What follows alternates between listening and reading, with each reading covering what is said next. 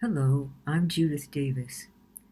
Stress relief is so easy if one just acquires an inner guide and then does self-hypnosis regularly. But there's a catch-22. You may have trouble sticking to your routine for doing self-hypnosis long enough for your inner guide to do the work that would make your routine become automatic. The book Atomic Habits by James Clear may help solve this problem. Apparently, lots of people want help with their habits, as his book has sold over 15 million copies and has been translated into 50 languages. He's launched the Habit Academy, from which over 10,000 people have graduated. If you haven't yet established a reliable routine for doing self-hypnosis, you can try his method. It rests on 4 principles.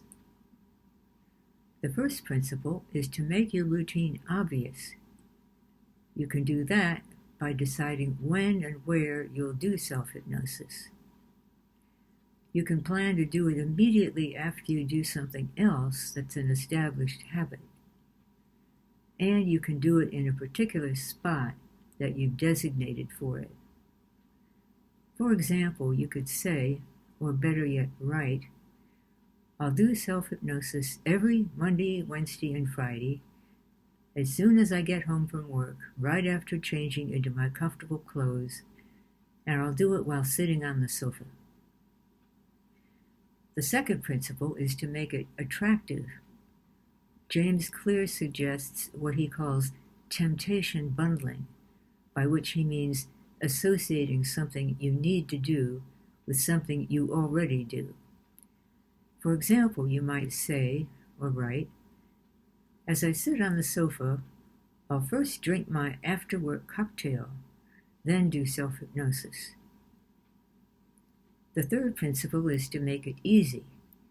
You do that by eliminating any friction that might get in the way, by doing it for only 2 minutes, and by concentrating on doing it correctly rather than going for length of time.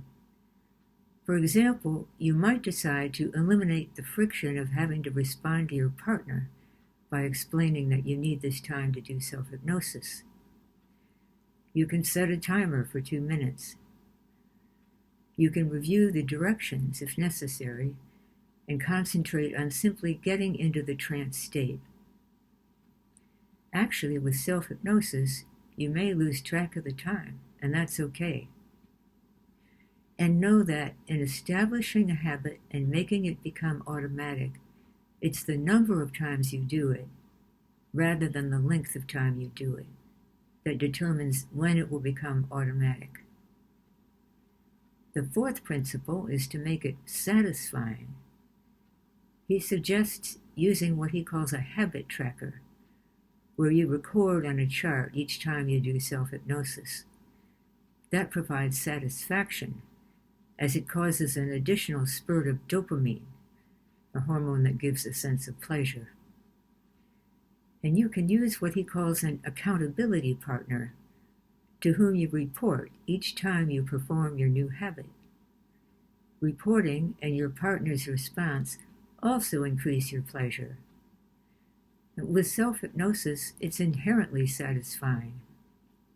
Although your inner guide knows what you need help with, so you don't have to tell it, I had a patient who at the beginning of each session would think about a problem at work, not as a request to her inner guide, but simply because that was what was on her mind.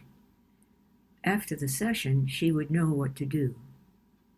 That was an additional source of satisfaction. I'm currently serving as an accountability partner for someone who's changing his diet. It's working well. I hope this helps. If you don't yet have an inner guide, you can acquire one using the link below.